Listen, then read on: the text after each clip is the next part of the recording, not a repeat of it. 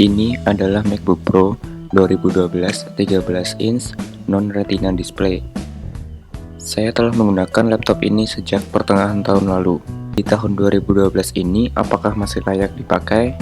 Mari kita cari tahu.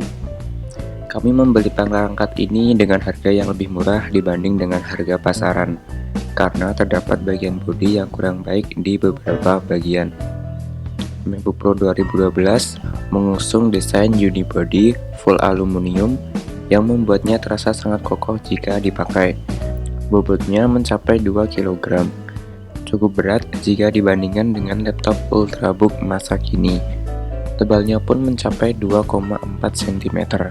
Namun, karena desain sederhana dan elegan, rasanya bisa dimaafkan jika laptop ini seberat itu. Untuk portnya bisa dibilang sangat lengkap jika dibandingkan MacBook 2016 ke atas. Di sebelah kiri terdapat port charging MagSafe, Gigabit Ethernet, Thunderbolt, 2 USB 3, SD card reader, dan audio jack 3 mm. Di sebelah kanan terdapat DVD drive yang Apple namai dengan 8X Super Drive dan satu Kensington lock sebagai pengaman. Tidak ditemukan port HDMI di laptop ini. Namun jika kita ingin menyambungkan di proyektor atau monitor, bisa menggunakan port Thunderbolt, yang sebenarnya versi lebih tinggi dari mini DisplayPort. Tinggal menggunakan konverter USB untuk kabel HDMI, maka problem tersebut akan selesai. Beralih ke bagian layar, kalian bisa mengangkat layar atau membuka laptop ini hanya dengan satu jari saja. Cukup keren. MacBook 1 ini belum mendukung Retina display. Layar 11-13 inch-nya beresolusi 1280 x 800 pixel, yang mana hanya sedikit lebih besar dari 720p. Untuk finishingnya sendiri masih glossy, jadi sedikit kurang enak jika dilihat di outdoor. Namun jangan salah, produksi warna dan viewing angle-nya sangat bagus jika dibandingkan dengan laptop Windows di rentang harga yang sama. Bahkan, teman saya yang belum pernah melihat MacBook sempat terkecoh karena mengira laptop ini beresolusi tinggi. Ya mungkin gara-gara terkecoh dengan mereknya Apple juga. Di atasnya terdapat FaceTime kamera SD yang beresolusi 720p. Secara mengejutkan, kualitasnya lebih dari cukup. Sepertinya Apple cukup serius dalam hal ini, karena di tahun 2019 masih terlihat sangat bagus. Pada bagian keyboard, mayoritas orang lebih menyukai jenis keyboard MacBook lama seperti ini jika dibandingkan dengan butterfly switch terbaru milik MacBook 2016 ke atas yang jarak tempuh tombolnya sangat rendah. Mengetik di laptop ini sangat enak, kedalaman keyboardnya pas, ukurannya juga pas. Terdapat backlight juga dengan pengaturan kecerahan yang luas.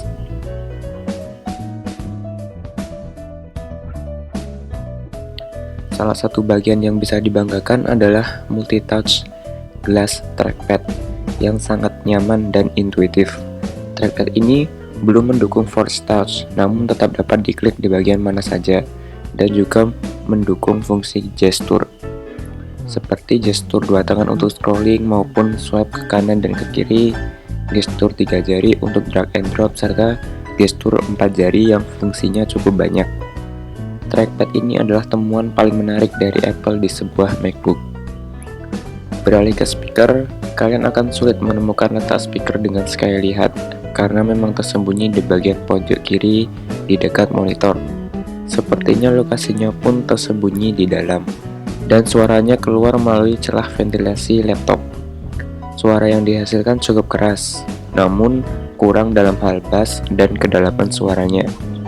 Beralih ke jeroannya, laptop ini masih dengan settingan spesifikasi default awal, yakni prosesor 2,5 GHz dual-core i5 dengan fabrikasi 22 nanometer Ivy Bridge. RAM-nya sebesar 4 GB dan harddisk 500 GB. RAM-nya bisa di-upgrade menjadi sebesar 16 GB dan harddisknya juga bisa diganti dengan SSD yang kecepatannya jauh lebih tinggi. Bagaimana performanya? MacBook yang kami pakai masih menggunakan OS High Sierra, belum di-upgrade ke versi Mojave. yang kabarnya malah lebih ringan di MacBook lama seperti ini. Namun kami belum mau mengupgrade OS-nya. Untuk hal-hal ringan seperti mengetik, browsing, nonton film, dan semacamnya akan cukup ringan dan enak dipakai, karena memang tidak ditemukan lag dan lain-lain. Kami menggunakan laptop ini untuk mengerjakan ilustrasi vektor ringan dan editing video juga. Namun dengan satu syarat, yakni harus bersabar. Mengapa? Karena untuk launch program seperti Adobe Illustrator dan Adobe Premiere akan dibutuhkan waktu yang tidak singkat dari pertama kali klik sampai program tersebut berhasil digunakan. Bahkan terkadang untuk membuka Spotify dibutuhkan waktu banyak untuk mulai mendengarkan lagu. Dalam rendering video review Vivo Y95 di channel ini yang durasinya 6 menit 40 detik, kami membutuhkan waktu mencapai 45 menitan. Disinilah kesabaran kami diuji. Namun untuk ilustrasi vektor pada program Adobe Illustrator tidak ditemukan lag dan lain-lain, dan masih lancar jaya untuk dipakai. Untuk ilustrasi maupun desain grafis lumayan enak karena warna cukup akurat, hanya saturasinya saja yang sedikit kurang. Ketahanan baterai sendiri menurut kami oke. Untuk pekerjaan berat seperti edit video dan menggambar, daya tahannya mencapai 3-3,5 jam. Sementara untuk hal-hal ringan bisa sampai 5 jam. Kekurangan dari laptop ini menurut kami bobot yang berat dan bodi yang cukup besar jika dibandingkan laptop zaman sekarang.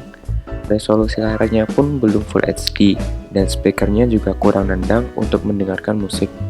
Untuk performa sebenarnya biasa saja. Sepertinya kami butuh mengupgrade MacBook Pro ini ke storage SSD yang bisa lebih cepat 3 kali lipat dan juga menambah RAM agar sampai kapasitas maksimum jika ingin merasakan potensial sesungguhnya dari MacBook ini.